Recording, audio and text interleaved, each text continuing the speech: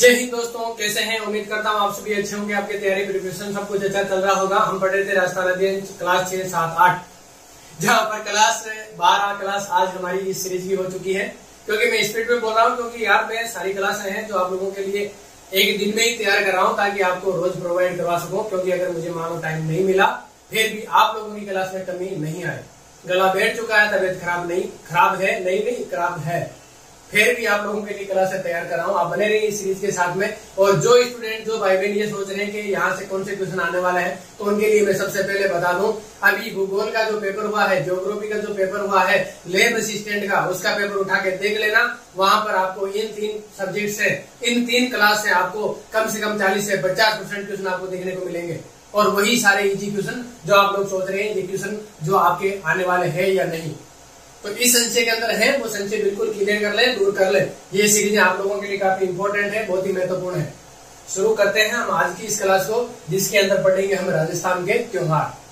यहाँ पर हम सरसरी तौर पर वही फेमिनाइजेशन के आधार पर पढ़ेंगे, लेकिन इसकी अगर विस्तृत आपको क्लासें लेनी है, तो मैंने राजस्थान की कला संस्कृति की सारी कंप्लीट क्लासें मैंने करवा रखी है, अपने प्लेलिस्ट बना रखी है, उस पर जाकर आप कंप्लीट अध्ययन कर लेना। बाकी ये सरसरी तौर पर एक फेमिनाइजेशन के लिए मैं यहाँ पर ये करवा रहा हूँ। इसके बाद में हम गहन अध्ययन आगे फिर से करेंगे, जब हमारी 8वीं क्लास का सब्जेक्ट कंप्लीट हो जाएगा। राजस्थान के त्योहार, पहला है गणगौर। चैत्र शुक्ल तृतीया को मनाया जाता है। गण और गौर शब्द शिव और पार्वती के सूचक है। गणगौर के अवसर पर समस्त राजस्थान में कहीं 3 दिन तो कहीं 4 दिन का उत्सव होता है। आपको ध्यान रखना, सबसे पहले गणगौर का उत्सव कब मनाया जाता है? चैत्र शुक्ल तृतीया को। सबसे इंपॉर्टेंट क्वेश्चन यही बनेगा यहाँ पर। उसके बाद में गण और गौर का पूछ ले कि ये किसके शब्द सूचक है, ये किसके सूचक है शब्द? तो शिव और पार्वती। इसके बाद में है नेक्स्ट हमारा तीज का त्योहार। तीज की तीजड़ियां जावे बाग में। आपने गाना सुना होगा एक राजस्थान का, जो जहांगीर गोगा जी के लिए प्रसिद्ध है, जिनके लिए ये गाना गाते हैं वो गोगा जी खुद गाते हैं, नागण को संबोधित करके कि तीज की तीजड़ियां जावे बाग में। नेक्स्ट है तीज। थोड़ा ऊपर कर लीजिए इसको, तीज को ऊपर कर लीजिए, मतलब तीज का जो त्योहार है उसकी स्लाइड को ऊपर कर लीजिए। श्रावण महीने में शुक्ल तृतीया को और भाद्रपद में कृष्ण पक्ष की तृतीया को कजली तीज और सतुड़ी तीज के नाम से मनाया जाता है। बिल्कुल, काफी इंपोर्टेंट क्वेश्चन, एक बहुत बार पूछा जाता है राजस्थान के अंदर। कजली तीज स्पष्ट तौर पे इसको पूछा जाता है, और कजली तीज है वो बूंदी के अंदर मनाई जाती है। कहाँ पर? बूंदी में। बूंदी के अंदर कजली तीज सबसे ज्यादा मनाई जाती है। तो आपको पूछा जाए कि कजली तीज कहाँ पर मनाई जाती है? बूंदी के अंदर। तो श्रावण महीने में शुक्ल तृतीया को और भाद्रपद में कृष्ण पक्ष की तृतीया को कजली तीज और सतुड़ी तीज मनाई जाती है। ये आपको ध्यान रखना है, इंपॉर्टेंट है काफी एग्जाम के तौर पे। उसके बाद में पढ़ते हैं हम शीतलाष्टमी। शीतलाष्टमी को आप पता है, ठंडा भोजन करते हैं, और ये होली के 8वें दिन चैत्र कृष्ण पक्ष की अष्टमी को शीतला देवी के पूजन के लिए शीतलाष्टमी का त्योहार मनाया जाता है। ये आपके लिए बहुत इंपॉर्टेंट है, ठीक है। उसके बाद में इस दिन बासुड़ा भोजन किया जाता है, बिल्कुल ठंडा भोजन किया जाता है, क्योंकि इसको मानते हैं कि शीतलाष्टमी है वो जितने भी प्रकार की पशुओं के अंदर और जीव जंतुओं के अंदर जो बीमारियां होती है, इनको दूर करने वाली देवी के रूप में इनको पूजा जाता है। जयपुर के पास चाकसू की सील की डूंगरी में और उदयपुर के वल्लभ नगर में स्थित शीतला माता का मेला भरता है। आपको पूछ लिया जाए शीतला माता का मेला कहाँ कहाँ भरता है, तो जयपुर के पास में चाकसू की सील डूंगरी और उदयपुर का वल्लभ नगर, यहाँ पर स्थित शीतला माता के जो मंदिर हैं उनके अंदर इनका मेला भरता है। उसके बाद में अक्षय तृतीया, आका तीज, सबसे ज्यादा बाल विवाह करवाने वाली तीज, और सबसे ज्यादा कुंवारों को क्या करने वाली, बंधन में बांधने वाली तीज, बिना मुहूर्त की तीज, बिना मुहूर्त की शादी, बिना मुहूर्त का सब कुछ। अक्षय तृतीया बहुत ही इंपॉर्टेंट है राजस्थान के अंदर। अक्षय तृतीया, इस दिन को आका तीज भी कहते हैं। इस दिन बिना मुहूर्त निकलवाए सभी मांगलिक कार्य किए जा सकते हैं। कौन से? सभी मांगलिक कार्य किए जा सकते हैं, जिसके अंदर कौन से? जो अभी आप सभी बोल रहे हैं कि सर पास नहीं हुए तो पता नहीं हमारा तो क्या होगा, पेपर पास नहीं हुआ, नौकरी नहीं लगी तो हमारा तो क्या होगा, और उसके पीछे छुपी हुई भावना क्या है आप लोग जानते हैं। कौन सी भावना है? चौपका होना, है ना। 2 पग तो है, 4 पगा होना। 4 पगा होने के बाद में देख लेना अनबैलेंसिंग गाड़ी भी बहुत होती है, ध्यान रखना आप। राजस्थान के प्रमुख मेले पुष्कर मेला अजमेर जिले के पुष्कर में कार्तिक पूर्णिमा को, कहा कार्तिक पूर्णिमा को भव्य मेला आयोजित होता है। यहाँ विदेश से पर्यटक भी खूब सारे आते हैं। अनेक प्रतियोगिताओं का आयोजन होता है और यहाँ पर विभिन्न प्रकार के पशुओं का भी ये मेला पड़ता है। यहाँ पर विभिन्न प्रकार की नस्लों के पशु भी यहाँ पर आते हैं, उनकी भी क्रय बिक्री होती है। पुष्कर में सुप्रसिद्ध ब्रह्मा जी का मंदिर और झील आकर्षण का प्रमुख केंद्र है। इसके बारे में विस्तृत मैंने कला संस्कृति की क्लासों के अंदर पढ़ा रखा, आप एक बार क्लास लेके देखना, आपको बिल्कुल समझ में आएगा। यहाँ सायकाल का मतलब शाम के समय का जो दीपदान होता है ना, वो वास्तव में देखने लायक होता है। मैंने देखा नहीं है, लेकिन भावना और जो इसका नाम है ना, इसके अंदर जो छुपा हुआ भाव है, वो भाव देख के मुझे लगा रियल में बहुत अच्छा होता होगा, काफी इंपोर्टेंट है। फिर एक केला देवी का मेला, बिल्कुल केला देवी का मेला है। सवाई माधोपुर के केला माता मंदिर में चैत्र शुक्ला अष्टमी को विशाल मेला लगता है। कब लगता है? चैत्र शुक्ला अष्टमी को, जिसे लक्खी मेला भी कहा जाता है। क्या कहा जाता है? लक्खी मेला। बहुत इंपॉर्टेंट क्वेश्चन बनता है, लक्खी मेला कहाँ पर बढ़ता है और कौन सी माता के लिए बढ़ता है?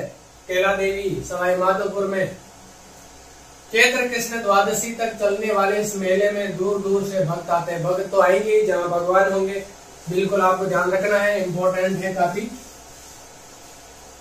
इसके बाद में महावीर जी का मेला, महावीर जी भी काफी प्रसिद्ध है। सवाई माधोपुर में श्री महावीर जी का मंदिर है, जहाँ चैत्र शुक्ला एकादशी से बैसाख कृष्ण द्वितीया तक मेला बढ़ता है। कहाँ तक बढ़ता है? चैत्र शुक्ला एकादशी से बैसाखी कृष्ण द्वितीया तक मेला बढ़ता है। इसके बाद में यहाँ 24वें जैन तीर्थकर महावीर स्वामी की लाल रंग की भव्य प्रतिमा है और कहा जाता है कि ये जमीन से निकली हुई प्रतिमा है। और इसके बारे में बिल्कुल मैंने क्लियर पढ़ा रखा है, आप लोग उसको कला संस्कृति की जो क्लासें हैं वहां पर मेले त्योहार में जाएंगे तो आपको बिल्कुल समझ में आ जाएगा। इसके बाद में क्या है हमारा कोटा दशहरा मेला। कोटा का दशहरा मेला तो भाई साहब वास्तव में काफी प्रसिद्ध है और ये मेला देखा हुआ है। ये बहुत ही अच्छा मेला है और बहुत ही बड़ा मेला बढ़ता है यहाँ पर। कोटा के महाराव दुर्जन साल सिंह के शासनकाल में 1729 से 1756 ईस्वी में दशहरा पर्व पर विभिन्न राजसी सवारियों, दरीखाना और पूजा अर्चना के प्रमाण मिलते हैं यहाँ पर देखने को। और इन्हीं के द्वारा ही इस मेले का आयोजन की शुरुआत की गई थी। महाराव उम्मेद सिंह द्वितीय के शासनकाल में 1889 से 1940 ईस्वी में दशहरा पर्व की अत्यधिक आकर्षक बनाने का सिलसिला शुरू हुआ था। कब हुआ था? 1889 से 1940 में महाराव उम्मेद सिंह के टाइम से यहाँ पर सबसे ज्यादा इस मेले को प्रामाणिकता और इस मेले की आकर्षण बढ़ाने का जो सिलसिला है वो चालू हुआ था। वर्तमान में ये मेला विशालता को लेकर प्रसिद्ध है।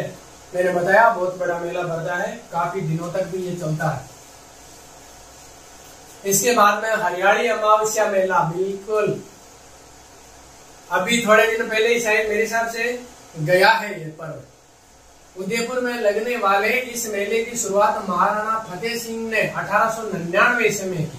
बिल्कुल हरियाली अमावस्या का जो मेला है ये इसके द्वारा प्रारंभ किया गया है, महाराणा फतेह सिंह के द्वारा 1899 ईस्वी में। श्रावण माह में हरियाली अमावस्या को ये मेला आयोजित होता है। कब होता है? हरियाली अमावस्या, श्रावण महीने में।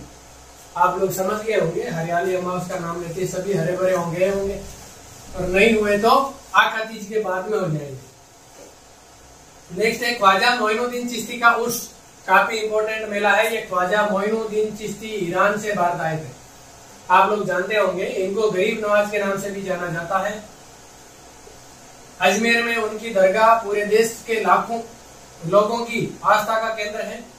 मुस्लिम संप्रदाय की बहुत ही आस्था का ये केंद्र है अजमेर की दरगाह। ये इस्लामिक कैलेंडर के रजब माह की 1 से 6 तारीख तक अजमेर में ख्वाजा साहब का उर्स भरता है।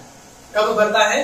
रजब महीने की, जो इस्लामी कैलेंडर के अनुसार जो रजब का महीना होता है ना, इस रजब के महीने के अंदर 1 से और 6 तारीख तक ये मेला है जो अजमेर में बढ़ता है, उसका मेला। इसके बाद में है हमारे लिए बेड़ेश्वर धाम, जो मैंने पहले की क्लास में आपको कमेंट करवा के पूछा था। राजस्थान में आदिवासी समाज का सबसे बड़ा मेला माघ पूर्णिमा के अवसर पर डूंगरपुर जिले में माही, सोम और जाखम नदियों के संगम पर यह मेला लगता है। इसमें लोग अपने दिवंगतों की अस्थियों भी प्रवाहित करते हैं। ठीक है, इनको आदिवासियों की गंगा कहा जाता है, माही नदी को। और इस बेणेश्वर धाम को बहुत ही प्रसिद्ध है। बेणेश्वर धाम आदिवासियों के लिए, जैसे बाकी समाज के जो भी जितने भी जो लोग हैं, जैसे गंगा नदी में अपने दिवंगतों की जो अस्थियां हैं उनको प्रवाहित करते हैं, वैसे ही आदिवासी लोग बेणेश्वर धाम के अंदर अपने दिवंगतों की अस्थियां प्रवाहित करते हैं। करणी माता का मेला बिल्कुल बीकानेर जिले में, देश लोक के करणी माता मंदिर को कौन नहीं जानता, यहाँ पर मेला आयोजित होता है, जिसको चूहों की देवी भी कहा जाता है। करणी माता बीकानेर के शासकों की अधिष्ठात्री देवी भी है, यानी कि अधिष्ठात्री देवी से आप समझते हैं कुल देवी। करणी माता में मंदिर में काले और सफेद चूहे अत्यधिक संख्या में पाए जाते हैं, और सफेद चूहा है वो करणी माता का सूचक माना जाता है। काफी इनके पीछे कहानियां हैं, वो मैं बताऊंगा जब हम हिस्ट्री के अंदर चलेंगे ना उस समय। इसके बाद में है खाटू श्याम जी का मेला। वाह, खाटू श्याम जी का मेला यार अभी तक मैं नहीं गया, यहाँ पे जाने की पूरी कोशिश है। अब की बार सीकर जिले में खाटू श्याम जी का मंदिर एक प्रसिद्ध स्थान है। यहाँ फाल्गुन, अगर आपको पूछे खाटू श्याम जी का मेला कहाँ भरता है, सीकर जिले में खाटू श्याम जी का मेला भरता है। यह फाल्गुन के शुक्ल पक्ष की 10वीं से द्वादशी तक मेला आयोजित होता है। कहाँ तक होता है? फाल्गुन के शुक्ल पक्ष की 10वीं से द्वादशी, यानी कि 2 दिन 11 से 12 तक भरता है। 10वीं से मतलब 10 से 12 तक। इसके बाद में है बाबा रामदेव का मेला, बिल्कुल घोड़लिया अस्वार बाबा रामदेव, आधुनिक और कलयुग के अवतारी जिनको बोला जाता है बाबा रामदेव का मेला जैसलमेर जिले के पोखरण में रुणीचा नामक स्थान पर भाद्रपद माह में शुक्ल पक्ष की द्वितीया से एकादशी तक ये मेला आयोजित होता है। कब होता है? जैसलमेर जिले के पोखरण में रुणीचा नामक स्थान है, वहां पर भाद्रपद माह में शुक्ल पक्ष की द्वितीया से एकादशी तक, यानी कि दूज से भादवेरी दूज, बाबो लियो अवतार, ये जो गाना है ना, मैं एक दिन गा के सुनाऊंगा जब हम वापस चलेंगे। नहीं, मुझे आता है गाना, टेंशन मत लो। द्वितीया से एकादशी तक ये मेला आयोजित होता है यहाँ पर बाबा रामदेव का। इसके बाद में चलते हैं हम आगे। चलिए भाई, बाबा रामदेव जी से आगे चलते हैं। और कौन से बाबा आते हैं? गलियाकोट के उर्स बाबा आते हैं। ठीक है, गलियाकोट का उर्स डूंगरपुर जिले में सागवाड़ा तहसील के गलियाकोट कस्बे में फर्रुखदीन मौला की मजार है। काफी इंपोर्टेंट, एग्जाम में कई बार पूछा जाता है ये एग्जाम में क्वेश्चन। फर्रुखदीन मौला, ये फर्रुखदीन नहीं होगा, फकरुद्दीन होगा, फकरुद्दीन, सॉरी मेरे पढ़ने में मिस्टेक होगी, फकरुद्दीन मौला। तभी मैं सोच रहा हूँ यार फर्रुखदीन तो है नहीं, फकरुद्दीन है उनका, तो यहाँ पे हो सकता है कभी कभी हो जाता है। फकरुद्दीन मौला की मजार है कहाँ पर? डूंगरपुर जिले के सागवाड़ा तहसील के गलियाकोट कस्बे में, जिसे मजार फकरी के नाम से जाना जाता है।